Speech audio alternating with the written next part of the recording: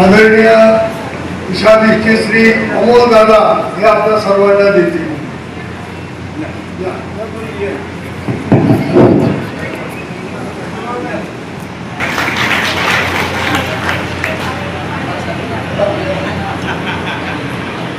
आदरणीय पूजनीय प्रातः स्मरणीय उपाध्यक्ष कुलभूषण मकर डोंगरा निवासी बाबाजी यांच्या पोथीचा कार्यक्रम 3 मे ते 7 मे पर्यंत 5 दिवसाचा पोथीचा कार्यक्रम ठेवलेला आहे. तरी आपण 3 तारखेला भव्य दिव्य आणि मिरवणूक या स्वरूपात आपण सर्वांनी या कार्यक्रमासाठी आपली उपस्थिती राहावी. श्री दत्त मंदिर विठ्ठलवाडी महानुभाव आश्रम या मंदिरात बाबांनी एकच प्रस्ताव टाकला होता का आपले जो कार्यक्रम झालेले आहेत 115 कार्यक्रम झालेले आहेत, पण त्याच्यात 114वा कार्यक्रम बाकी होता. तर बाबा म्हणे आपण 114वा कार्यक्रम घेण्याची मी म्हटलं बाबा तुमचं प्रसन्नता असावी, तुमचं शुभचिंतन असावं आणि आपले माहूर पीठाधीश मोठे बाबाजी यांचंही शुभचिंतन असावं. त्या शुभचिंतनात हे कार्यक्रम आपण सगळे मिळून सद्भक्तांना सर्वांना विनंती आहे का हे आपल्याला कार्यक्रम करण्यासाठी आपल्याला सर्वांना मदतीची आस असावी आणि सर्वांना दंडवत प्रणाम करतो. आणि 3 तारखेला आपण मिरवणुकीसाठी सगळ्यांनी हजर होणे. दंडवत प्रणाम. 2 तारखेला मुक्कामी आपण सर्वांनी 2 तारखेला मुक्कामी त्याची व्यवस्था करण्यासाठी आम्ही तत्पर तयार आहोत. फक्त आपली उपस्थिती द्या. त्या उपस्थितीनुसार आपण सर्वांची तयारी करण्यासाठी आहोत. दंडवत प्रणाम. यानंतर आभाराची सेवा बाबांनी स्वतः आपल्याकडे घेतलेली आहे आणि ते आभार प्रदर्शन बाबा आपल्या बाबांना घेतले.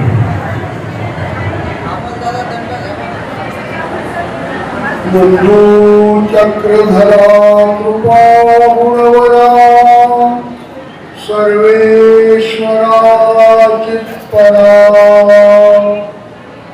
कारुण्यानटना दयकरा विघ्नादि दोषाहरा संबंधे गणजीवतारुणिवरा भूता कृता हि धरा दातारा करुणा करा वरवती द्यावी विभो गुर्जरा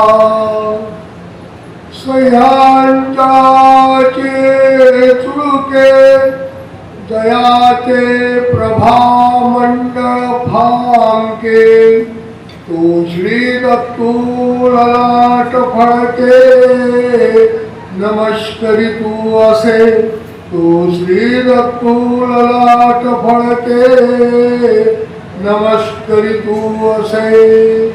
श्री गोपाल कृष्ण महाराज की जय. श्री दत्तात्रेय महाराज की जय. श्री चक्रपाणी महाराज की जय. श्री गोविंद प्रभु महाराज की जय. सर्वज्ञ श्री चक्रधर स्वामी की जय. सत्य सनातन महात्मा धर्म की जय. श्री दत्त मंदिर वार्षिक उत्सव अर्थात वर्धापन दिन सोहळा या कार्यक्रमाच्या निमित्ताने दरवर्षीप्रमाणे आपण सर्वजण आज उपस्थित झालेला आहात. यामुळे मनस्वी खूप आनंद वाटत आहे. मागच्या वर्षी या हॉलचा स्लॅब पडला होता, प्लास्टर वगैरे बाकी होतं, बाकीचे काम बाकी होते, तरी एक फार आपल्याला सुविधा झाली म्हणून आपण या ठिकाणी ती धर्मसभा घेतली होती आणि यावर्षी बरेच कामं झालेले आहेत, रंगरंगोटी सुद्धा झालेली आहे.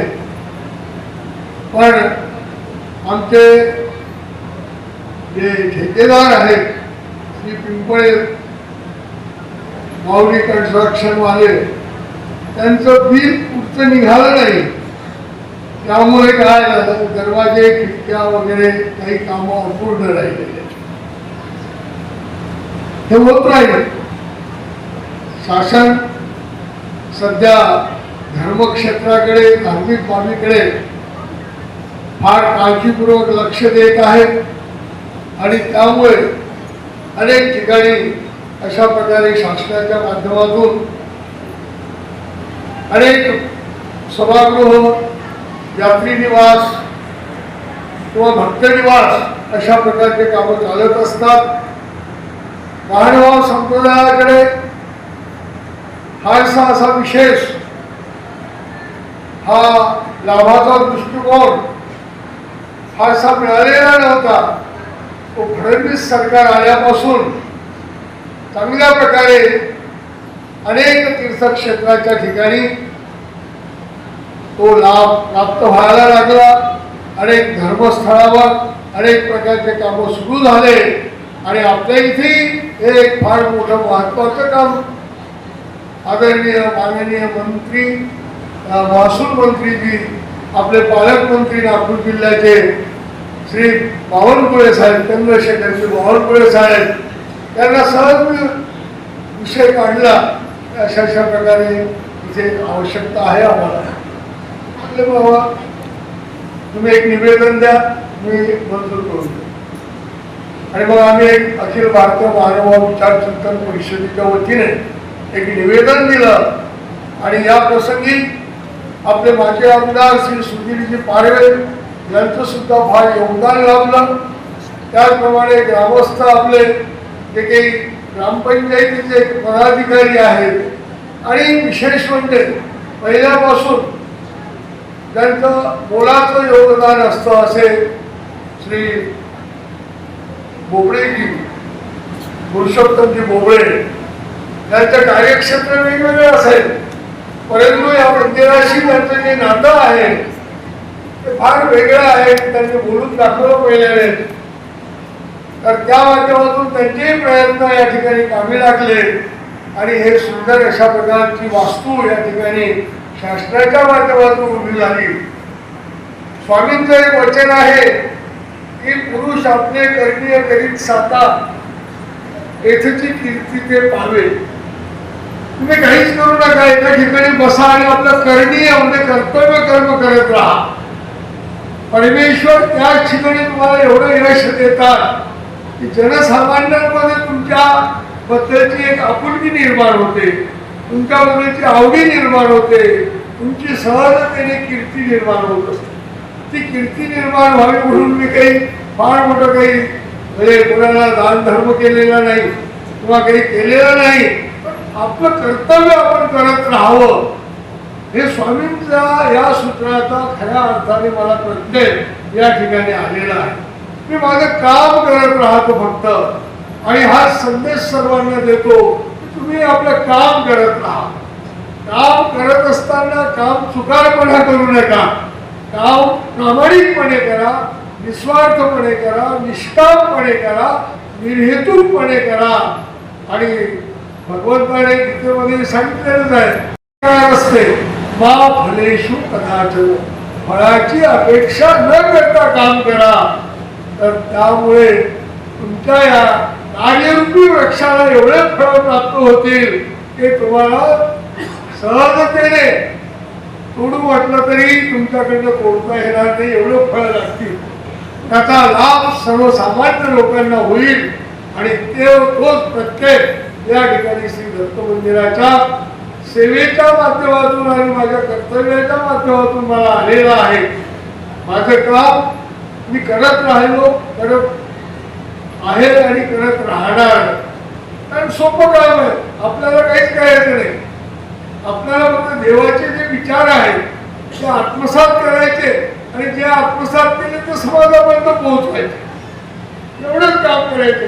काही भारी उचलायचे नाही, लाकडं फोडायचे नाही, फार मोठ्या कष्टाचे काम करायचे नाही. एवढंच काम करा की जे आपणाशी ठावे ते अनेकाशी शिकवावे, शहाणे करून सोडावे सगळी गरज. लोक अज्ञान अंधकारामध्ये बुडालेले आहेत, अखंड बुडालेले आहेत.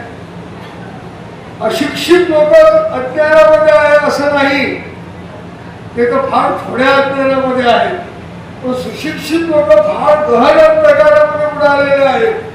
आणि त्या सुशिक्षित लोकांपेक्षाही सुसंस्कारी लोक, सुविद्य लोक, अनेक बाबतीत धर्माच्या संबंधामध्ये आस्था असलेले लोक हे जास्त गहन अंधकारामध्ये बुडालेले आहेत.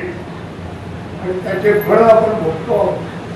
कुणी उत्सुक काहीतरी करतो, चमत्कार दाखवण्याचं नाटक करतो, काहीतरी भविष्य सांगण्याचं नाटक करतो आणि समाजामध्ये काय थैमान निर्माण करतो. त्याचे फळ महाराष्ट्र शासन स्वतः भोगत आहे.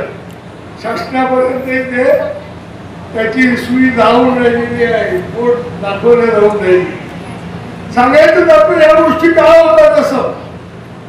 आज आदरणीय श्रद्धेय आचार्य प्रभात माहूर पीठाधीश कवीश्वराचार्य श्री बाबांनी आपल्याला थोडक्यामध्ये हा मुद्दा महत्वाचा पटवून दिलेला आहे की हे खऱ्या अर्थाने अज्ञान अंधकारामुळे या सगळ्या गोष्टी होतात. आपण खूप शिकलो म्हणून आपण ज्ञानी झालो असं नाही.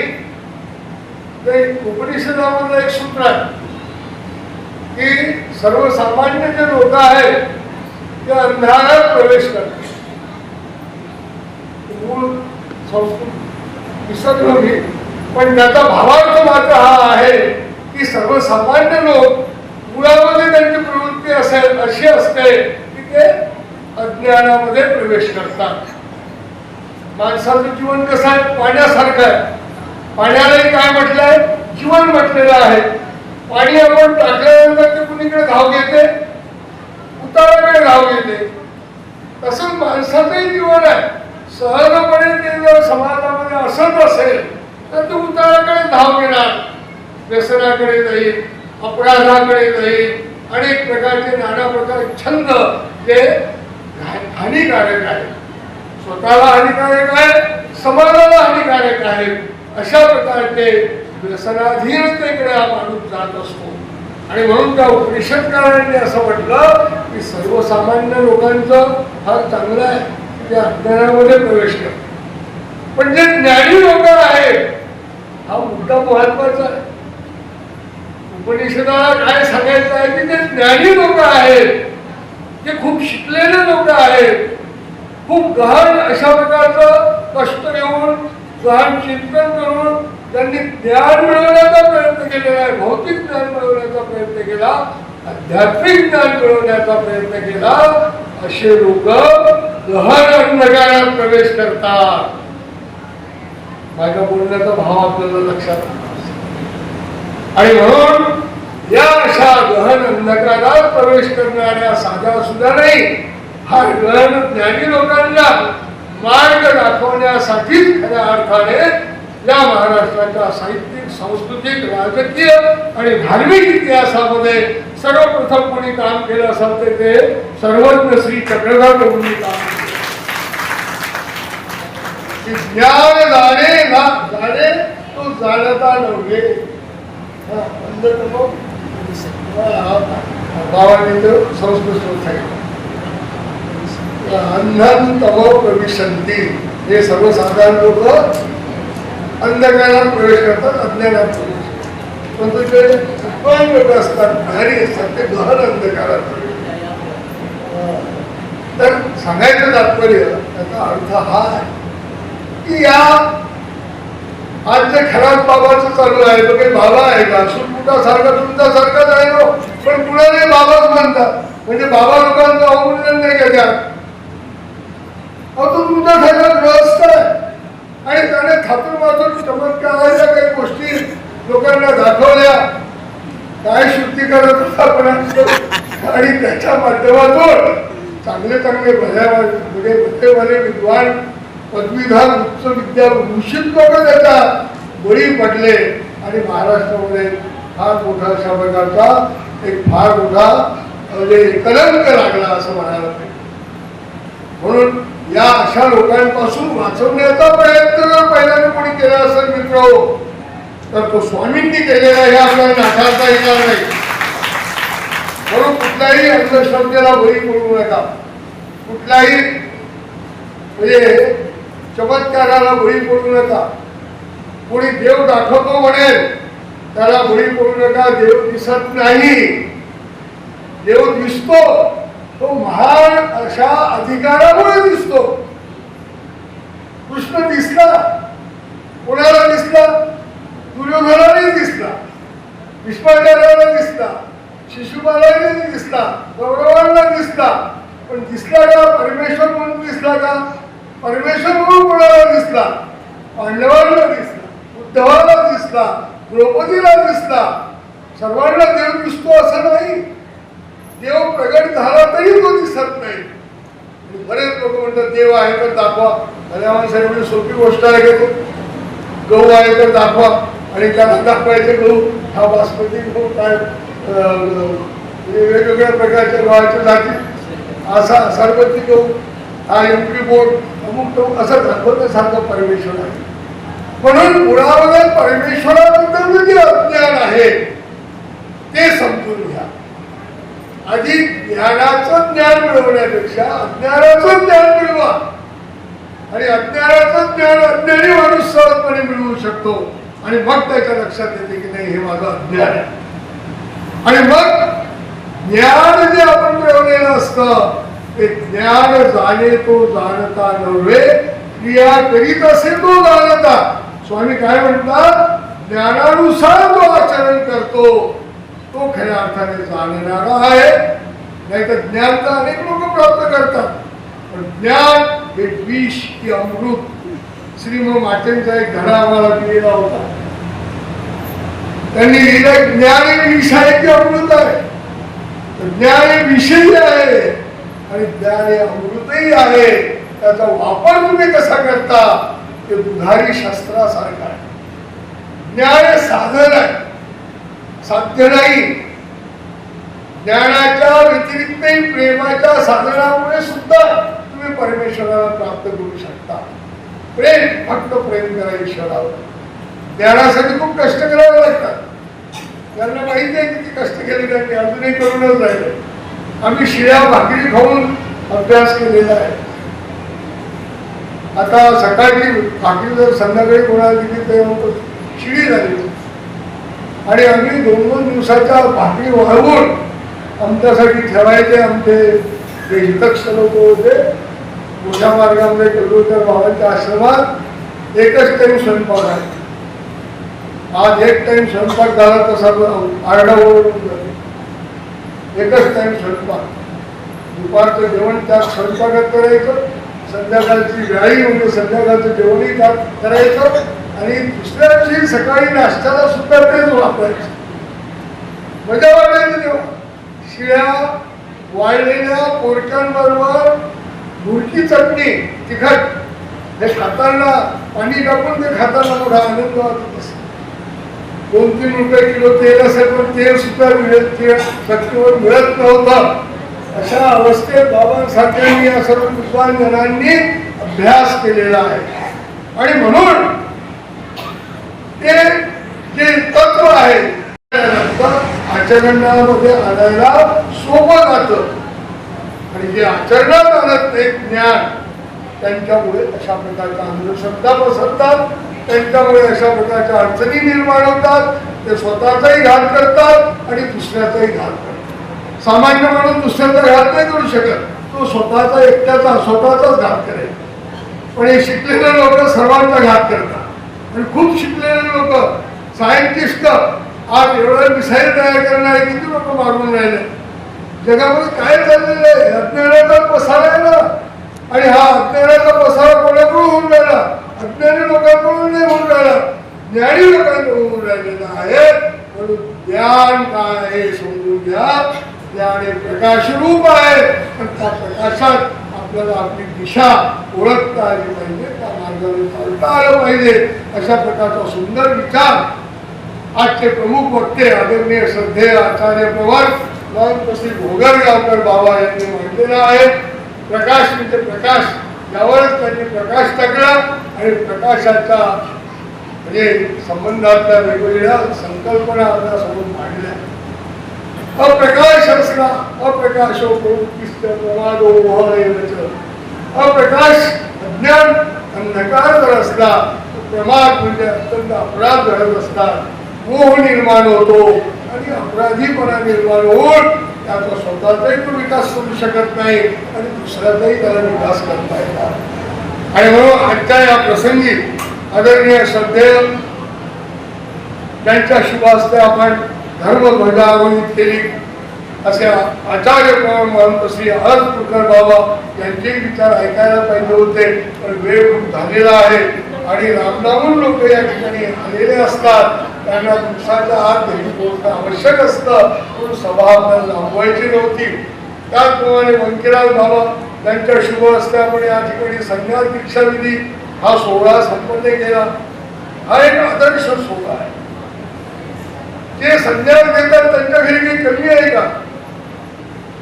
त्यांच्या घरी काही त्यांना खायला मिळत नाही म्हणून मागवा बनतात का? लोक म्हणतात खायला मिळत नाही म्हणून लोक मागवा बनतात. आणि त्यांच्या घरी सारी समृद्धी आहे, समाधानी आहे. त्यांच्या ज्या म्हणजे देहाच्या भगिनी आहे त्या नागपूर डिव्हिजनच्या असिस्टंट कमिशनर होत्या. आजही त्यांच्या 56,000 रुपये पेन्शन त्यांना मिळते. त्याच्यावेळी कमी आहे का? आणि तरीही त्यांनी संन्यास घेतला. ते का घेतला? हा आदर्श आहे समाजासाठी की तुम्ही पैसा मिळवा, सत्ता मिळवा, पण सत्तेने आणि पैशाने समाधान मिळवता येणार नाही. समाधान हे सर्व सोडल्यामुळे निर्माण होऊ शकतं. हा आदर्श त्यांनी आपल्या समोर दाखवलेला आहे. म्हणून त्यांचा आपण कार्याचा सत्कार करायचा आहे. आणि मला ते प्रवचन करायचं नव्हतं, पण माईक समोर आला की काहीतरी सांगावंसंच वाटतं. सोडण्याचा मोह होत नाही मला. आणि म्हणून मी आभार प्रदर्शन माझ्याकडे घेतलं. एकाच शब्दामध्ये म्हणजे या सर्व ज्ञानी मंडळींचा आचार्य श्री बाबा विश्वनाचार्य श्री बाहुंडे बाबा, त्याचप्रमाणे श्री भोगरगावकर बाबा, त्याचप्रमाणे या ठिकाणी उपस्थित असलेले भारतभूषण शास्त्रीजी हे नागपूर विद्यापीठामध्ये श्री चक्र स्वामी अध्यासनाचे प्रमुख आहेत. त्याचप्रमाणे या ठिकाणी आलेले सर्व संत मंडळी, या सर्वांचं एकाच वाक्यामध्ये मी खूप खूप आभार न मानता मी त्यांचा ऋणी आहे. फक्त हा आभार प्रदर्शन न करता ऋण निर्देश या ठिकाणी करतो. आणि आमच्यावर अशाच प्रकारचं प्रेम आपलं सर्वांचं असलं पाहिजे. हे सर्व साधू मंडळी, कोणी नामधारक असतील, कोणी अभ्यासू असतील, आमच्या या बाया बापड्या म्हाताऱ्या पोताऱ्या, या सर्व दीक्षित झालेल्या बाया, सर्व संन्यासी साधू संत मंडळी, सर्व संत परित्याग करून स्वामींना अनुसरले आणि तिथे कुठे कार्यक्रम असतो त्यांची फार उदारता आहे की त्यांना फक्त निरोप मिळाला पाहिजे तर बरोबर कार्यक्रमाला हजर राहतात.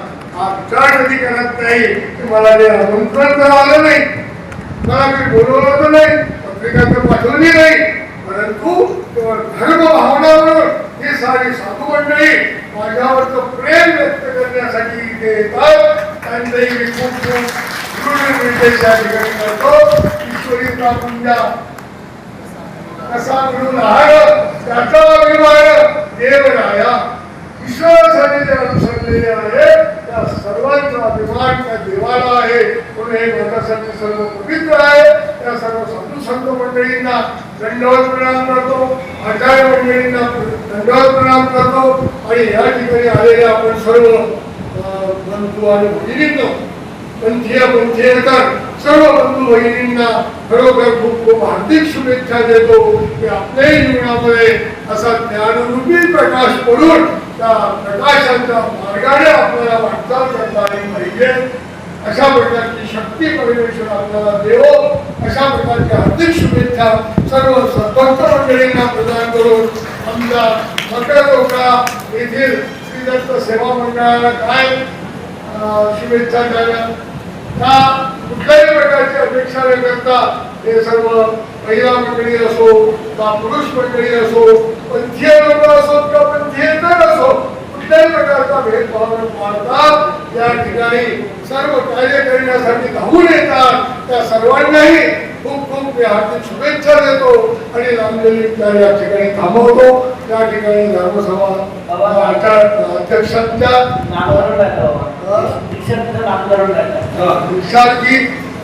दीक्षा घेतली म्हणजे नाम आणि रूपाचा त्याग करावा लागतो.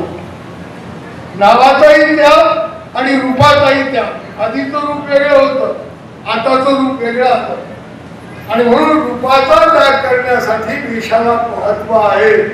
स्वामींनी येथीचा वेश हा महत्वपूर्ण मानलेला आहे. येथीचा वेश तो धारण करतो त्याची फार थोरवी आहे. अशा भक्ताची थोरवी देवाची जाणे. म्हणून स्वामी सुद्धा स्वतः सांगतात वेश घेण्याची सुद्धा हिंमत पाहिजे.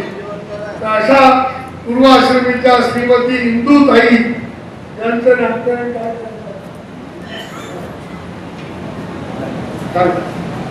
आचार्य मंडळींच्या उच्चारातून आपण त्यांचं नाम घेऊ.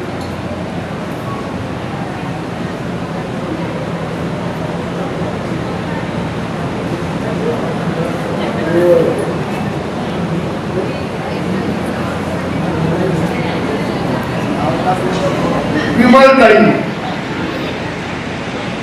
विमल हे नाव म्हणजे मलरहित. विमल ज्या बहिणींचं नाव असतं त्या नावाचा अर्थ असा आहे की मलरहित, निष्कलंक. आणि म्हणून इंदूबाईंचं नाव आजपासून तपस्विनी विमलबाई न्यायम्मा अशा प्रकारचं हे नामकरण आपण केलेलं आहे.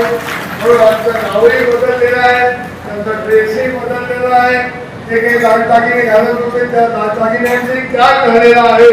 आणि हे सर्व करण्यासाठी मोठी हिंमत पाहिजे. त्यांना अनुसरायचं, त्यांनी आतापासून ती हिंमत करायची आहे. आपल्याला ते सर्व सोडावं लागणार आहे. आणि एका देशामध्ये अशा प्रकारे कुठल्याही दागिन्याशिवाय आपल्याला जीवन जगायचं आहे. ते कशासाठी जीवन जगायचं? ईश्वरासाठी जीवन जगायचं.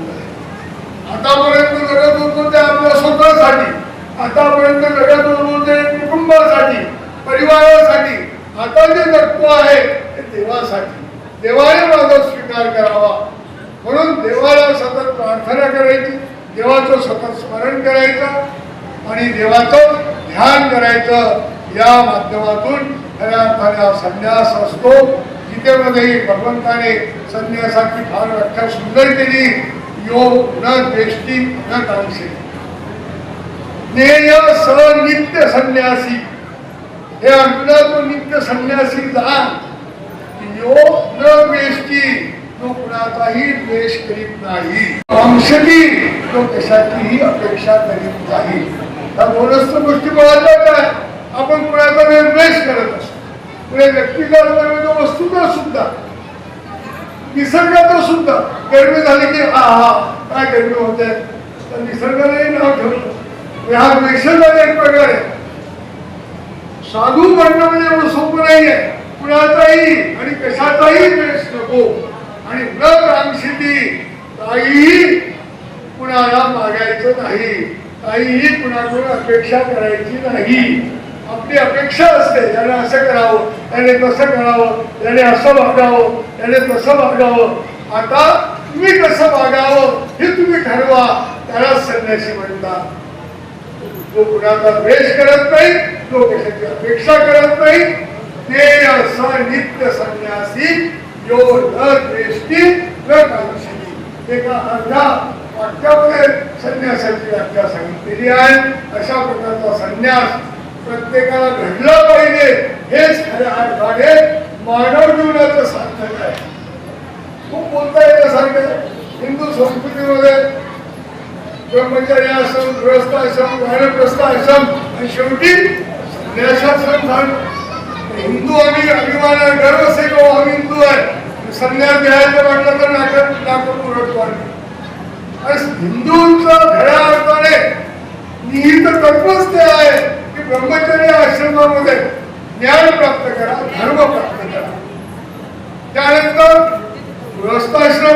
गृहस्थाश्रमामध्ये धन प्राप्त करा, पण ते धन धर्माने प्राप्त करा. कारण धर्म आधी, मग साऱ्या गोष्टी. संसार करायचा धर्माने करा, अधर्माने संसार करू नका, अधर्माने धन मिळवू नका, अधर्माने व्यवहार करू नका. आणि वानप्रस्थ आश्रमामध्ये जे कमावलेलं आहे ते सोडून देण्याची ताकद ठेवा. जा, वनात निघून जा. आणि संन्यास आश्रमामध्ये पूर्णपणे समाजाशी, कुटुंबाशी संबंध तोडा आणि ईश्वराशी नातं जोडा. ईश्वराशी दडले नाते जीवस्वरूपाचे, उद्धरण होई जीवाचे, उद्धरण होई जीवाचे.